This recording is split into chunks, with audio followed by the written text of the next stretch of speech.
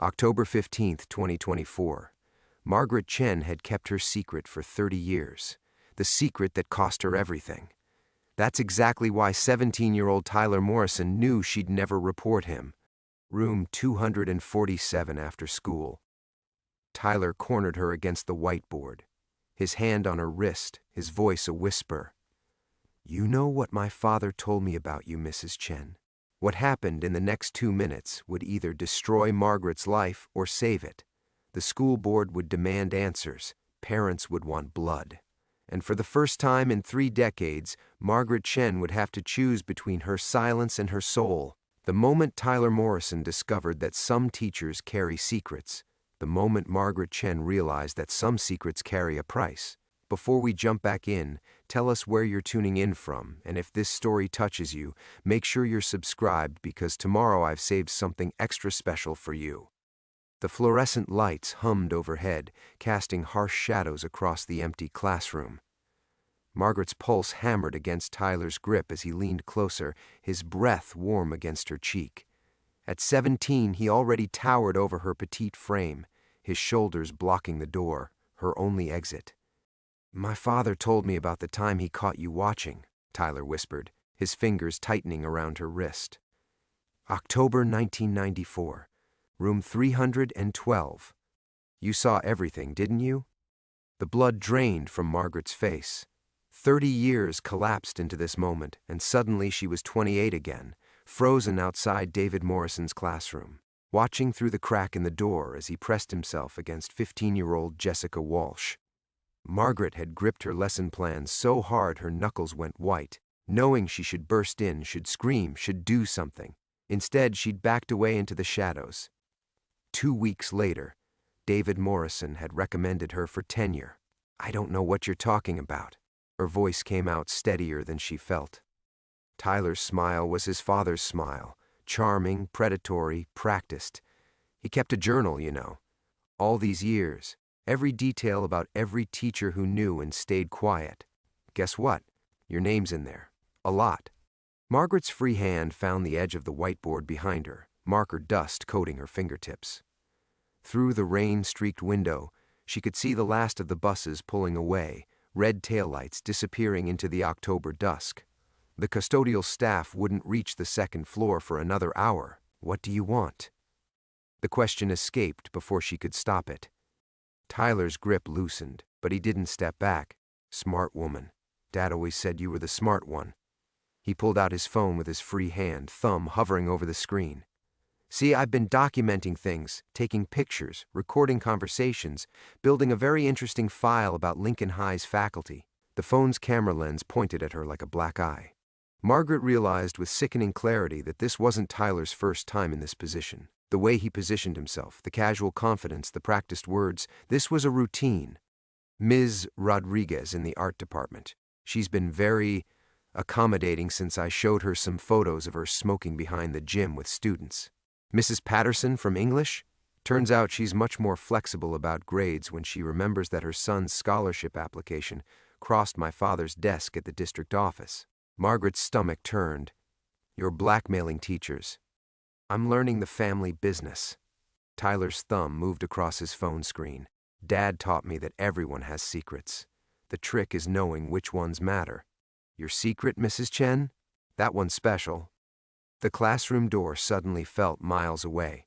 Margaret calculated distances, angles, her chances of reaching the hallway before Tyler could stop her.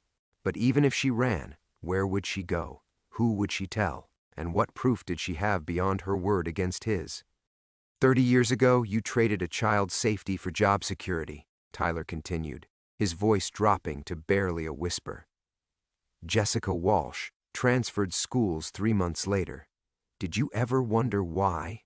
Did you ever check on her?" Margaret had wondered. She'd spent countless sleepless nights wondering, but she'd never checked, never followed up, because knowing would have made the guilt unbearable. "So here's how this works," Tyler said, finally releasing her wrist. Margaret's hand dropped to her side, blood rushing back to her fingers in painful pins and needles. "You're going to be very understanding about my academic performance, very flexible about deadlines and grades. And in return, I won't share my father's journal with the school board. I won't tell them about the teacher who watched a colleague abuse students and did nothing. Margaret rubbed her wrist, feeling the indentations Tyler's fingers had left.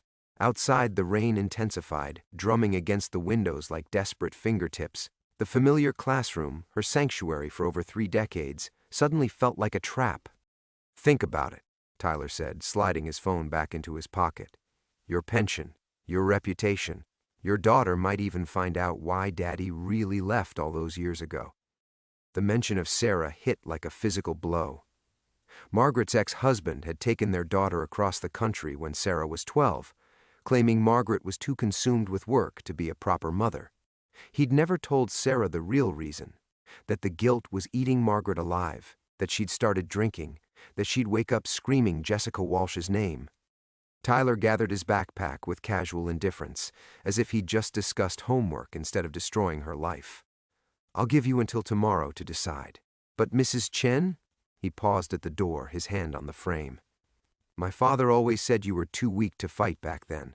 I'm counting on you being too weak now." The door clicked shut, leaving Margaret alone with the humming lights and the weight of 3 decades worth of consequences finally coming home to roost. Margaret's legs gave out the moment Tyler's footsteps faded down the hallway. She slumped into her desk chair, the worn vinyl creaking under her weight. The same chair she'd sat in for 15 years, watching thousands of students come and go. The radiator in the corner hissed to life, filling the silence with its familiar wheeze. Her hands shook as she reached for the bottom desk drawer, fingers fumbling past lesson plans and confiscated cell phones until they found the small silver frame hidden beneath a stack of ungraded quizzes. Sarah's graduation photo stared back at her, cap askew, smile radiant, eyes bright with the promise of a future that didn't include her mother. 25 now, Margaret thought, tracing her daughter's face through the glass. A pediatric nurse in Boston, married last spring to a man I've never met. The wedding invitation had arrived 3 months late, forwarded through 2 address changes. Margaret had stared at it for hours, thick cardstock, elegant script, no +1 for the mother of the bride. She'd sent a gift anyway. A thank you note came 6 weeks later, formal and distant, signed Sarah Morrison Bradley. Not Chen. Never Chen. Margaret set the frame on her desk where Tyler had leaned, his shadow still seeming to linger there. The afternoon light filtering through rain-streaked windows cast everything in shades of gray, the motivational posters she'd hung each September for 32 years, the algebra problems still chalked on the board from 3rd period, the stack of college recommendation letters waiting for her signature. The letters! Margaret's stomach clenched as she recognized Tyler's name on the top envelope. She'd written it yesterday, before their after-class encounter turned sinister. Tyler Morrison demonstrates exceptional maturity and leadership potential, she'd typed, the words now feeling like ash in her mouth. A knock on the door frame made her jump. "Margaret? You okay in there?" Carol Santos peeked around the corner, her graying curls damp from the rain. The art teacher's concerned expression softened when she saw Margaret's face. "Rough day?" Margaret quickly slid the photo back into the drawer. "Just tired. Long week." Carol entered anyway, settling onto the edge of a student desk with the casual grace of someone who'd spent 20 years navigating teenage furniture. "I saw Tyler Morrison leaving your room. That kid gives me the creeps." The comment sent ice through Margaret's veins. "What do you mean?" "Oh, you know." Carol waved a paint-stained hand dismissively, but her eyes remained troubled. Too smooth, too confident. "Reminds me of his father. You knew David Morrison?" "Before your time here, I think. He was a guidance counselor when I first started. Charming man, very hands-on with his mentoring." Carol's voice carried an undertone Margaret recognized, the careful neutrality teachers used when discussing uncomfortable truths, left rather suddenly. Something about a position in the district office. Margaret's mouth went dry. Did anything ever seem wrong?" Carol finished quietly. "I had my suspicions, but you know how it was back then. Still is, really. Who's going to believe a first-year art teacher over a tenured counselor with glowing references?" The weight of shared guilt settled between them like a third presence in the room.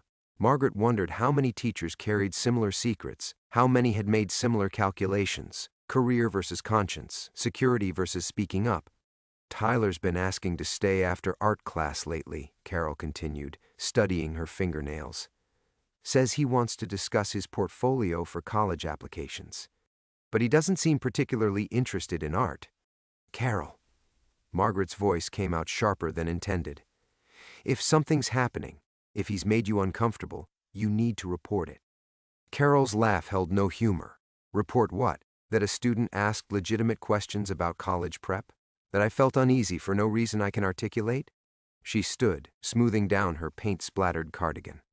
You and I both know how that conversation goes. After Carol left, Margaret sat in the deepening gloom, watching raindrops race down the windows like tears. The custodial staff's distant voices echoed from the first floor. Miguel calling out in Spanish to his crew, the rumble of vacuum cleaners starting their nightly rounds. Normal sounds, comforting sounds, the rhythm of a life she'd built carefully, methodically, over 3 decades. Her phone buzzed, a text from her landlord about next month's rent increase. Another from the dentist confirming Tuesday's appointment.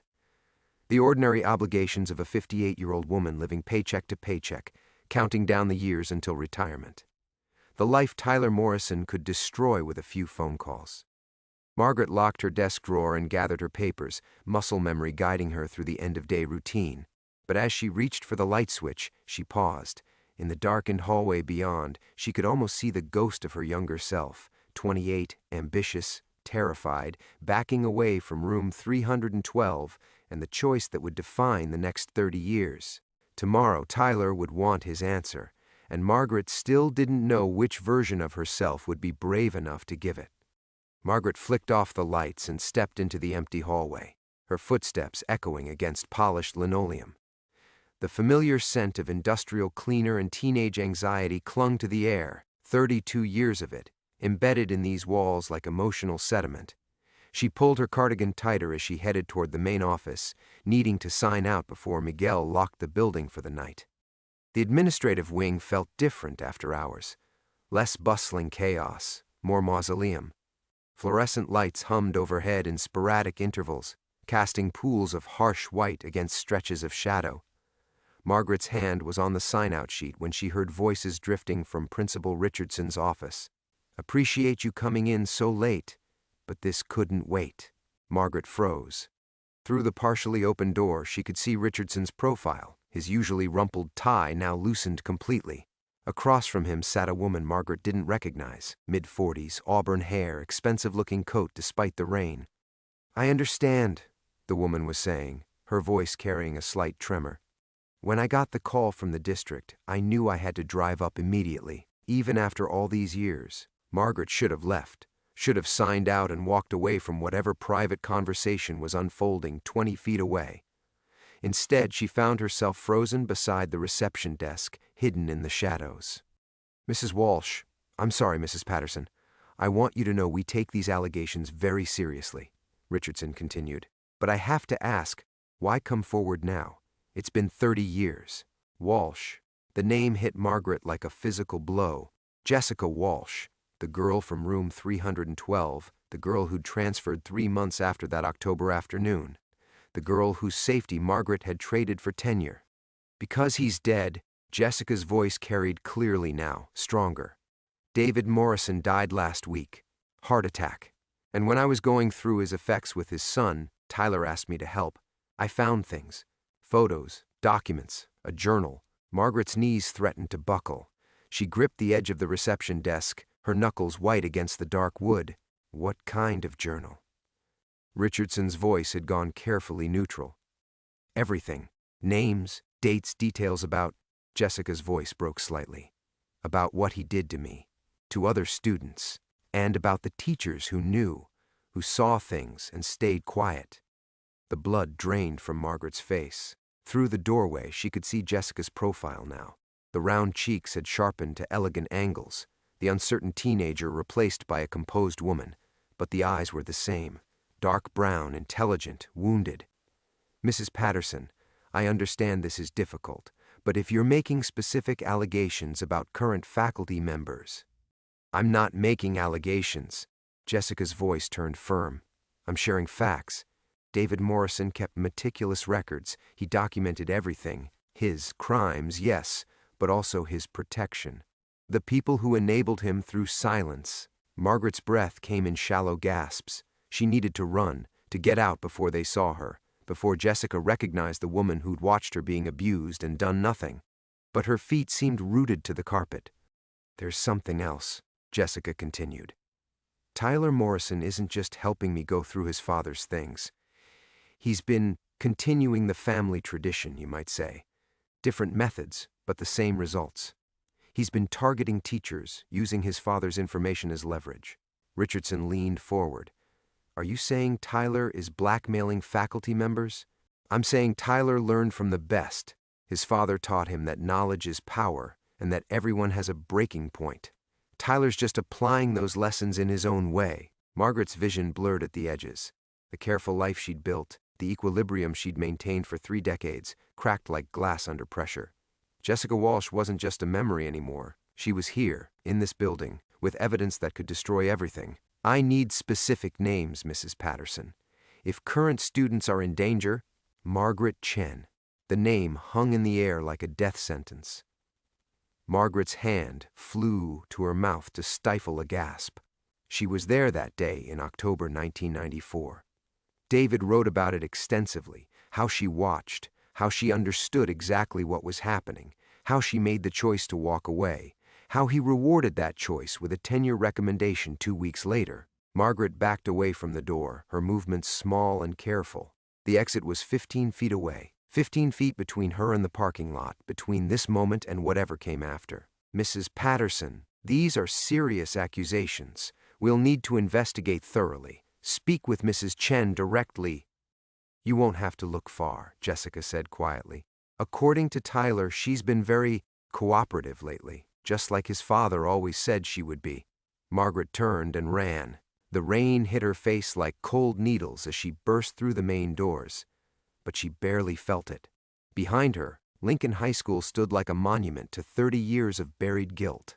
Ahead of her lay a future where hiding was no longer possible. Tomorrow, Tyler would want his answer. But tonight, Margaret finally understood the question had already been decided for her. The drive home passed in a blur of rain-slicked streets and red taillights bleeding through Margaret's windshield like wounds. Her hands gripped the steering wheel so tightly her knuckles ached, but she couldn't seem to loosen her hold. Every few seconds, she checked her rearview mirror, expecting to see police lights, Principal Richardson's car. Someone coming to drag her back to face what she'd spent 30 years running from. Her apartment building squatted against the Portland skyline like an afterthought. 7 stories of beige brick and narrow windows, filled with other people living quiet, unremarkable lives. Margaret climbed to the 4th floor on unsteady legs, her keys rattling against the lock as she fumbled with the deadbolt. The hallway smelled like Mrs. Kovac's perpetual cabbage soup and the artificial pine of industrial air freshener. Inside, Margaret's 1-bedroom felt smaller than usual, the walls pressing in like a confession booth. She dropped her bag by the door and stood dripping on the hardwood, unable to move further into the space she'd carefully constructed to hold nothing dangerous, nothing that could betray her. The answering machine blinked red in the kitchen. 3 messages. She hit play with a trembling finger. Margaret, it's Diane from book club. Just confirming you're still coming Saturday. We're doing that thriller about the teacher. Seemed right up your alley. Margaret's laugh came out strangled. Right up her alley. Hey, this is Dr. Martinez's office. Just calling to remind you about your annual physical next Tuesday at 2. The 3rd message made her sink onto the couch. Mom? Sarah's voice, distant and careful. I got a weird call today. Someone from your school district asking questions about Dad about why you two split up. I told them I didn't know anything, but... A pause, the sound of traffic in the background. Call me when you get this, please. Margaret stared at the phone's red light until it stopped blinking. They were already reaching out, already pulling threads. Jessica Walsh, Jessica Patterson now, wasn't wasting time. The investigation had begun before Margaret even made it home. She moved to the kitchen like a sleepwalker, muscle memory guiding her to the cabinet above the refrigerator where she kept the wine. Her fingers closed around the bottle of cheap Chardonnay she'd been saving for, what? Some celebration that never came? Some happiness she'd never earned? The first glass went down like water. The second burned less. By the third, the apartment's harsh edges had softened, but the panic remained sharp as broken glass. Her phone buzzed. A text from an unknown number. Hope you had time to think during your drive home. See you tomorrow. T. Margaret's wineglass slipped from her fingers, shattering against the kitchen tiles in a spray of golden liquid and crystal. He'd been watching. Tyler had been watching her leave, had probably seen her running from the building like a guilty child. She knelt among the shards, picking up pieces with clumsy fingers. Blood welled from a small cut on her thumb, bright red against pale skin. She sucked the wound and tasted copper, metallic and bitter. The landline rang. Margaret stared at it from her position on the kitchen floor, surrounded by broken glass and spilled wine. It could be Richardson, could be the district office, could be Sarah calling back, demanding answers Margaret had never been brave enough to give. After 6 rings, it went to voicemail. Margaret, it's Carol. Look, I've been thinking about our conversation today, about Tyler Morrison. Something's not right with that kid, and I think... A pause. I think maybe we should talk to Richardson together. Safety in numbers, you know. Call me back. Margaret closed her eyes. Carol. Sweet Carol, who'd been harboring her own suspicions, her own fears. Who thought they could present a united front. 2 middle-aged teachers with concerns about a student. Who had no idea that Margaret was already drowning, already compromised beyond redemption. She pulled herself up, leaving the broken glass scattered across the floor like evidence of her shattered composure. In the bathroom mirror, she looked older than her 58 years, gray at the temples she'd stopped coloring, lines around her eyes from 3 decades of carefully measured smiles, shoulders permanently hunched from carrying the weight of what she'd done, what she hadn't done. Margaret splashed cold water on her face and forced herself to meet her own gaze. Tomorrow she would have to walk back into Lincoln High School. Tomorrow Tyler would be waiting for her answer, though they both knew there had never really been a choice. But tonight, for the first time in 30 years, she wasn't facing her demons alone.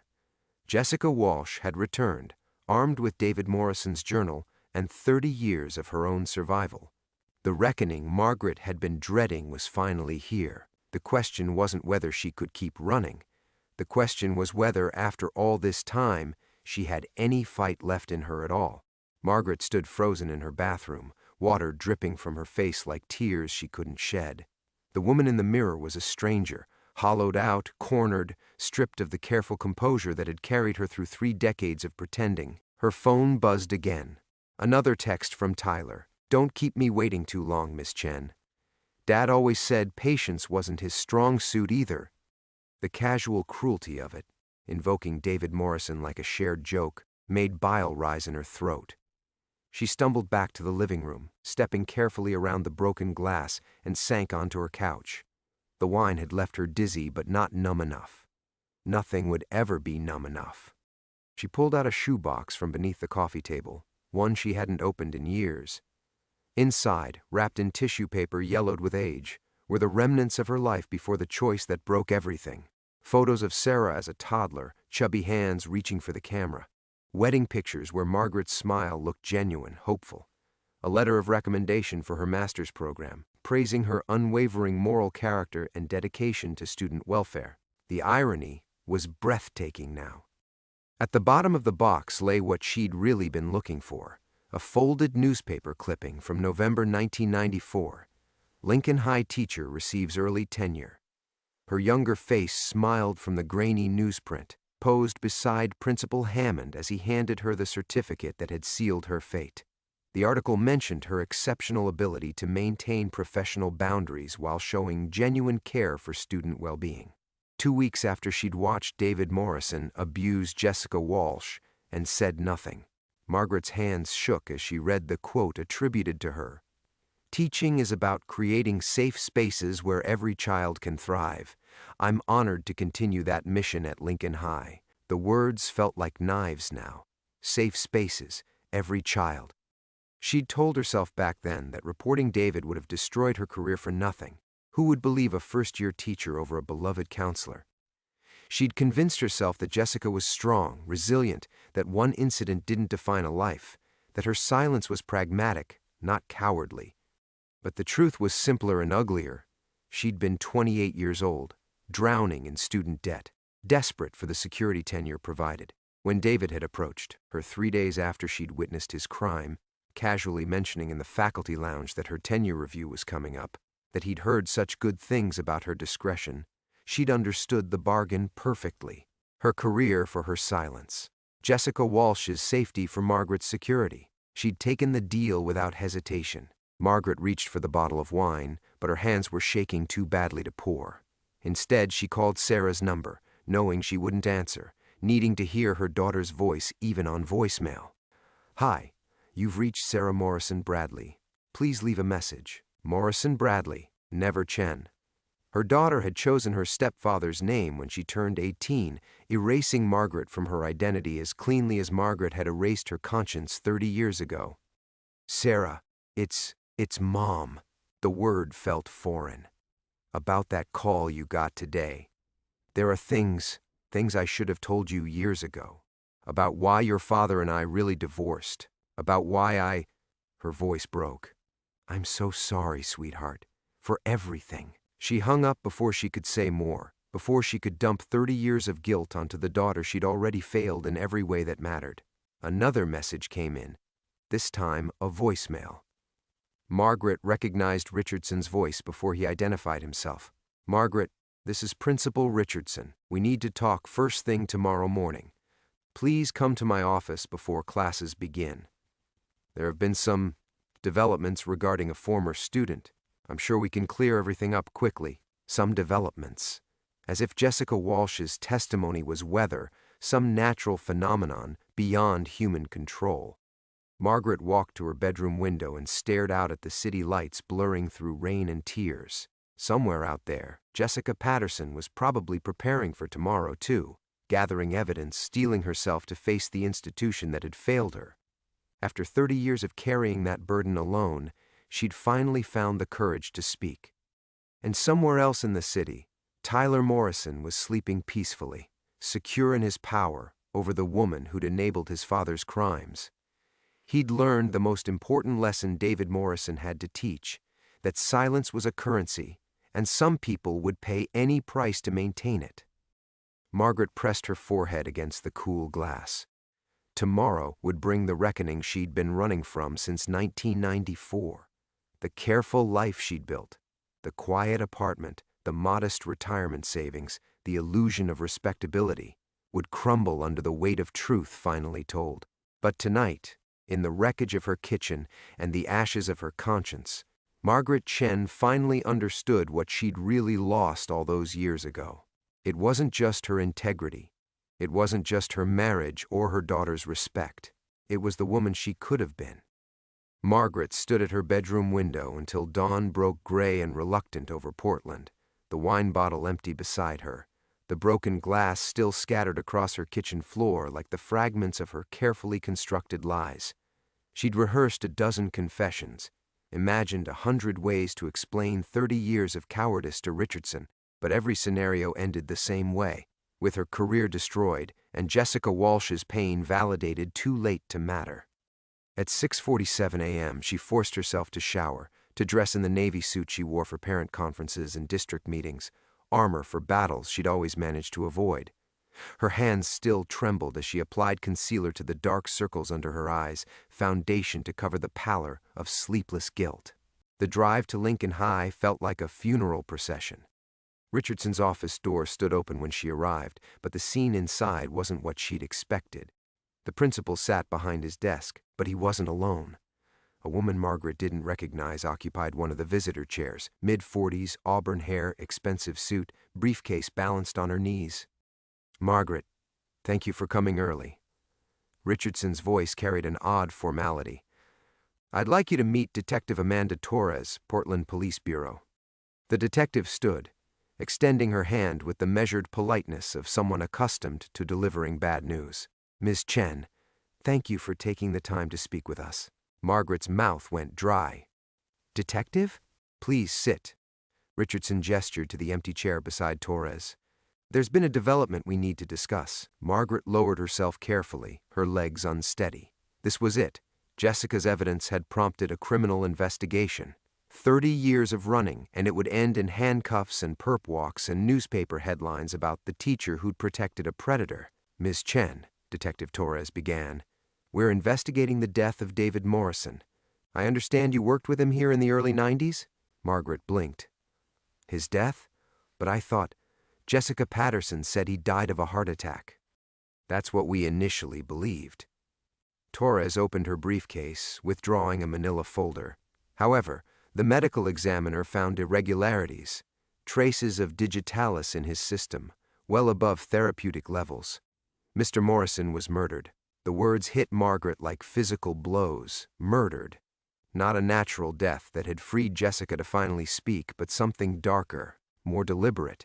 We've been reviewing his personal effects, Torres continued, and we found extensive documentation of inappropriate relationships with students, along with evidence of leverage he maintained over certain faculty members. Margaret's vision blurred at the edges. Leverage? Richardson leaned forward. Margaret, we know about 1994. We know about Jessica Walsh and what you witnessed. David Morrison kept very detailed records.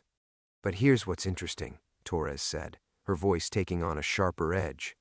Those records stop abruptly in 1995, almost like someone convinced him to destroy subsequent documentation, to be more careful about leaving evidence. Margaret's breath caught. I don't understand. We think you do. Torres pulled out a photograph. David Morrison with a woman Margaret didn't recognize, standing beside a for sale sign in front of a house. David bought his first rental property in 1995. Cash down payment. Curious timing for a high school counselor's salary, don't you think? The room tilted. Margaret gripped the arms of her chair, trying to make sense of what she was hearing. The woman in this photo is Catherine Morrison, David's wife, Torres continued. She's been very forthcoming about their financial situation in the 90s. Apparently, David came into some unexpected money right around the time you received tenure, money that allowed them to start building a rather impressive real estate portfolio. Margaret's mind reeled. Are you suggesting that I paid him? We're not suggesting anything, Richardson said quietly. We're telling you what we found. Bank records show regular deposits into David's account from 1995 until his death. Small amounts, carefully structured to avoid reporting requirements, all traced back to accounts in your name. The world exploded into fragments. Margaret shot to her feet, the chair rolling backward. That's impossible. I don't have that kind of money. I've been barely scraping by for 30 years. Torres watched her with professional calm. Ms. Chen, we have documentation going back 3 decades, monthly payments totaling nearly $400,000 over the years. 400, Margaret's legs gave out. She collapsed back into the chair, her mind spinning. Someone stole my identity. Someone used my accounts. I never paid David Morrison anything. Then you're going to need to prove that, Torres said, because right now it looks like you weren't just a witness to David Morrison's crimes. It looks like you were his business partner. Margaret stared at them both, understanding crashing over her like ice water. Someone had been using her name, her identity, to funnel money to a dead predator for 30 years. Someone who had access to her information, her accounts, her life. Someone who wanted her to look guilty of more than just silence. Tyler, she whispered. Torres raised an eyebrow. Tyler Morrison? David's son? What about him? But Margaret was already reaching for her phone, her hands shaking as she scrolled to his last text message. The casual cruelty, the inherited arrogance, the certainty that she would do whatever he demanded. Dad always said patience wasn't his strong suit either. Tyler Morrison hadn't just learned manipulation from his father. He'd been practicing it for 30 years. Margaret's phone slipped from her trembling fingers, clattering onto Richardson's desk. The text message glowed like an accusation. Dad always said patience wasn't his strong suit either. Tyler Morrison is 17, Torres said, watching Margaret's face carefully. He would have been barely walking when these payments began. No. Margaret's voice came out as a rasp. No, you don't understand. His mother, Catherine, She's been doing this. She's been using my information for 30 years, making it look like I was paying David off. Richardson and Torres exchanged glances. Why would Catherine Morrison frame you? Richardson asked. Margaret's mind raced backward through 3 decades of careful normalcy, searching for the connections she'd been too terrified to see, because she knew what David was doing, and she knew I'd witnessed it. When he died, she needed someone to blame, someone to point the investigation toward if Jessica ever came forward. That's quite an accusation, Torres said. Do you have any evidence? Evidence. Margaret almost laughed at the bitter irony. She'd spent 30 years avoiding evidence, destroying it, pretending it didn't exist. Now she needed it to save herself from a web she'd helped create through her own cowardice. Tyler has access to everything, she said, her voice gaining strength. My social security number, my banking information, it would all be in David's files. Files that Catherine would have inherited. She's been grooming Tyler to finish what his father started. Torres leaned forward. Miss Chen, yesterday you were being blackmailed by a teenage boy. Today you're suggesting his mother has been conducting an elaborate 30-year fraud. Help me understand how we got here. Margaret closed her eyes, feeling the weight of every choice, every compromise, every moment of cowardice that had led to this room. When she opened them, Richardson was studying her with something that might have been sympathy. Principal Richardson, she said quietly. How long have you known about 1994? Jessica Patterson contacted the district office 3 days ago, he admitted. She provided very detailed testimony about what happened with David Morrison and about what you witnessed. The superintendent ordered a full investigation. And when did Catherine Morrison contact you? Richardson's eyebrows rose. I'm sorry? She called you, didn't she? Maybe yesterday, maybe this morning. Told you she had financial records that would interest you. Bank statements showing payments from me to David. The silence stretched too long. Torres made a note in her pad. She's been planning this, Margaret continued, her voice stronger now, waiting for the right moment. When Jessica finally came forward, Catherine saw her opportunity. Frame me as David's accomplice, discredit Jessica's testimony, and protect her son from any investigation. Tyler Morrison is a minor, Torres pointed out. Even if what you're saying is true, he's not just any minor. Margaret stood, pacing to the window that overlooked the courtyard where Tyler had cornered her just yesterday. He's been watching, learning, practicing. The inappropriate questions, the boundary testing with female teachers. He's following his father's playbook exactly. Her phone buzzed again. Another text from Tyler, running late today? Mom always said punctuality was important. Margaret held the phone out to Torres. Look at the timestamp. It's 7:23 a.m. What 17-year-old texts his teacher before 8 in the morning, unless he's watching the building? Unless he knows exactly when I arrive? Torres photographed the screen. We'll need to examine your phone, your financial records, everything. Fine. Margaret felt something she hadn't experienced in 30 years, the relief of truth finally spoken. But you need to understand what you're dealing with. Catherine Morrison has had 3 decades to perfect this frame job. Tyler has been trained from birth to manipulate the system, to weaponize the very protections meant to keep students safe. Richardson's intercom buzzed. Principal Richardson? Tyler Morrison is here to see you. He says it's about Ms. Chen. The 3 adults stared at each other. Through the glass door, Margaret could see Tyler in the outer office, looking perfectly composed in his Letterman jacket, the picture of concerned innocence. He knows, Margaret whispered. He knows Jessica came forward. He knows about the investigation. He's here to twist the knife. Torres stood, her hand moving instinctively toward her badge. Mr. Richardson, I think we should speak with young Mr. Morrison together. Wait, Margaret's voice stopped them both. You need to understand. Tyler isn't just David's son. He's Catherine's weapon. Everything he's done to me, every boundary he's crossed, it's all been designed to make me look complicit, to make it seem like I'm protecting him the same way I protected his father. The intercom buzzed again. Should I send him in? Margaret looked at her phone, 30 years of careful survival about to crumble, at the boy who'd inherited his father's predatory instincts and his mother's calculating patience. For the first time since 1994, she wasn't running. "Send him in," she said. The door opened with deliberate slowness, and Tyler Morrison stepped into the office with the measured confidence of someone who owned every room he entered. His eyes swept the scene: Richardson behind his desk, Torres with her badge visible, Margaret standing by the window, and his expression shifted through a practiced sequence of emotions: surprise, concern, dawning understanding. "Oh," he said, his voice carrying just the right note of teenage awkwardness. "I'm sorry, Mr. Richardson. I didn't realize you were in a meeting. Is everything okay with Miss Chen?" Margaret watched him perform, recognizing now what she'd been too frightened to see before. The slight hesitation before speaking, the way his eyes lingered on Torres's badge, the careful positioning of his body to appear smaller, more vulnerable. Every gesture calculated to present himself as a concerned student stumbling into adult complications beyond his understanding. "Tyler," Richardson said carefully, "this is Detective Torres. She's investigating some matters related to your father." "My father?" Tyler's face arranged itself into appropriate confusion. "But he died 2 years ago. I don't understand." Torres stepped forward, her presence filling the space between Tyler and the door.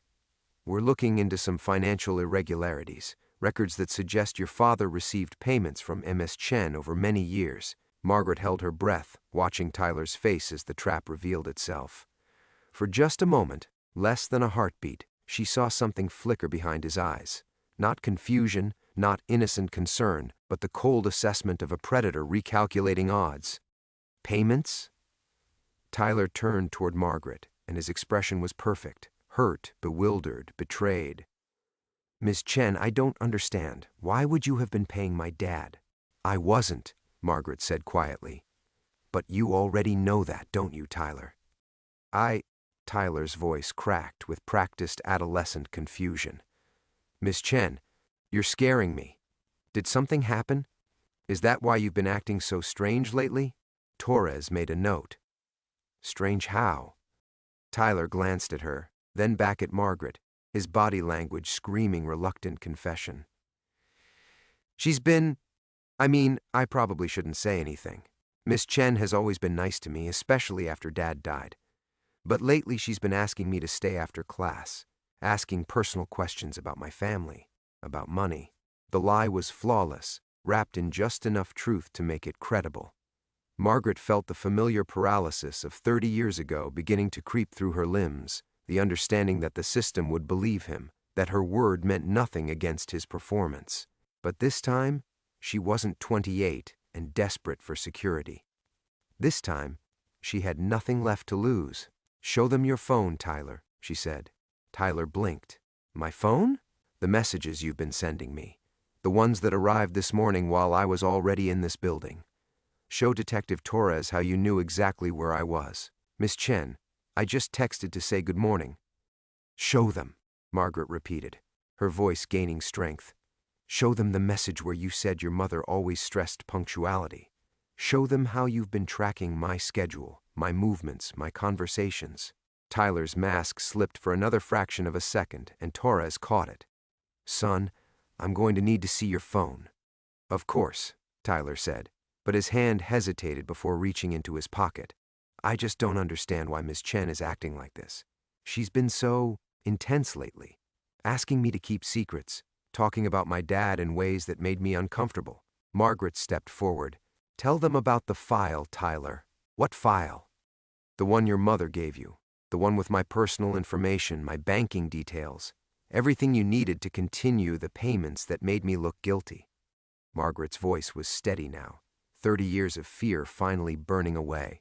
"Tell them how long you've been practicing this, how long your mother has been training you to finish what your father started." Tyler's phone began to ring. "The caller ID was visible to everyone in the room, Mom." Torres smiled, and it wasn't pleasant. "Interesting timing. Tyler, I'm going to need you to answer that call and put it on speaker." "I don't have to do that," Tyler said, and for the first time his voice carried no performance, no calculated vulnerability, just cold adult calculation. "No," Torres agreed. "You don't. But your refusal is very informative." Tyler looked around the room, his careful mask finally cracking completely. Margaret saw what he really was beneath the teenage facade, not his father's son, but his mother's weapon. Trained, patient, ruthless, and finally, after 30 years of successful manipulation, completely trapped. "I want a lawyer," he said. Margaret closed her eyes, feeling something she hadn't experienced since 1994. The weight of truth finally spoken, of running finally ended. The climax had arrived, and this time she wasn't looking away. The rain had returned to Lincoln High School, drumming against the windows of Principal Richardson's office with the same relentless rhythm that had marked Margaret's 32 years within these walls. She sat in the plastic chair where it had all unraveled 12 hours ago, watching Tyler Morrison being led away in handcuffs that seemed impossibly large on his 17-year-old wrists. But the handcuffs fit his mother perfectly. Catherine Morrison had arrived at the school an hour after Tyler's arrest, her lawyer in tow and her story prepared. Margaret had watched through the office window as the woman who'd orchestrated 3 decades of manipulation finally faced the consequences of her patience. The financial records Torres discovered in Catherine's home safe told the complete story. Bank routing numbers, Margaret's social security information, detailed schedules of her daily routines going back years. Everything needed to construct the perfect frame. She started planning this the day David died, Torres had explained, as they processed the evidence. When Tyler was 15, she began grooming him to take over where his father left off. The inappropriate behavior toward female teachers wasn't random teenage acting out, it was rehearsal. Margaret stared out at the parking lot where her Honda Civic sat in the same space she'd occupied for 3 decades. Tomorrow, it would sit empty. Her resignation letter lay on Richardson's desk, signed this morning with a steadier hand than she'd possessed in years. "You don't have to do this," Richardson had said when she'd handed it to him. "The district investigation cleared you completely. Tyler's testimony about the coercion, Catherine's confession to the financial fraud, none of this was your fault." But that wasn't entirely true, and they both knew it. Margaret had been innocent of the crimes Tyler and Catherine Morrison committed, but she wasn't innocent of the choice she'd made in 1994. Jessica Patterson's 30-year silence, David Morrison's continued access to students, the elaborate web of manipulation that had nearly destroyed Margaret's life, all of it traced back to her cowardice in room 237, when she'd chosen security over truth. Her phone buzzed. A text from Jessica Patterson. "Coffee tomorrow? I have something for you." Margaret smiled, typing back her acceptance. Jessica had stayed in Portland for the investigation, testifying with a courage that Margaret envied and admired. They'd spoken twice since Tyler's arrest, careful conversations that skirted the edges of shared trauma while building something that might eventually become understanding. The classroom door opened one final time. Margaret turned from her desk, boxes packed, 32 years of teaching reduced to 3 cardboard containers, to find Dr. Sarah Martinez standing in the doorway. "I wanted to say goodbye properly," Sarah said, stepping into the room that had been Margaret's sanctuary in prison. "And to thank you." "Thank me?" Margaret laughed, the sound carrying no bitterness. "Sarah, I cost you a month of hell. Tyler Morrison made your life miserable because of what I couldn't bring myself to do 30 years ago." "No," Sarah's voice was firm. "Tyler Morrison made my life miserable because he and his mother are predators. What you did last week, standing up to them, speaking the truth even when it could have destroyed you, that's what ended this." Margaret looked around room 237 one last time. The walls still bore the faded marks where decades of student projects had been displayed. The windows still leaked when the rain came in sideways. The fluorescent light above her desk still flickered when the building's electrical system groaned under winter's weight. "I should have spoken up in 1994, she said quietly. "None of this would have happened if I'd been braver then." "Maybe," Sarah acknowledged. "But you can't live your whole life in that moment, Margaret. I've learned that the hard way." They stood in comfortable silence, 2 women who'd survived different versions of the same nightmare. Outside, the rain continued its endless Portland symphony, washing the courtyard clean for another day of small dramas and ordinary courage. Margaret picked up the last box, surprised by how light it felt. 32 years of careful survival, and it all weighed less than a bag of groceries. "What will you do now?" Sarah asked as they walked toward the door. Margaret paused at the threshold, looking back at the empty classroom one final time. "I don't know," she said, and realized it was the first time in 3 decades that uncertainty felt like freedom instead of fear. Something different, something true. They walked through Lincoln High School's familiar corridors together, past the lockers and bulletin boards and flickering fluorescent lights that had witnessed so much hidden pain. At the main entrance, Sarah hugged her goodbye, a brief, fierce embrace that somehow contained forgiveness for choices made and chances lost. Margaret stepped out into the rain, feeling it soak through her jacket as she loaded the boxes into her car. When she looked back at the building, she saw only what it was: bricks and glass and the ordinary architecture of human learning. The weight she'd carried for 30 years was finally gone, dissolved like chalk dust in rain. What remained was earned sadness, hard-won peace, and the strange lightness of a woman who'd finally stopped running from her own reflection. She drove away from Lincoln High School for the last time, disappearing into Portland's gray afternoon like a secret finally told.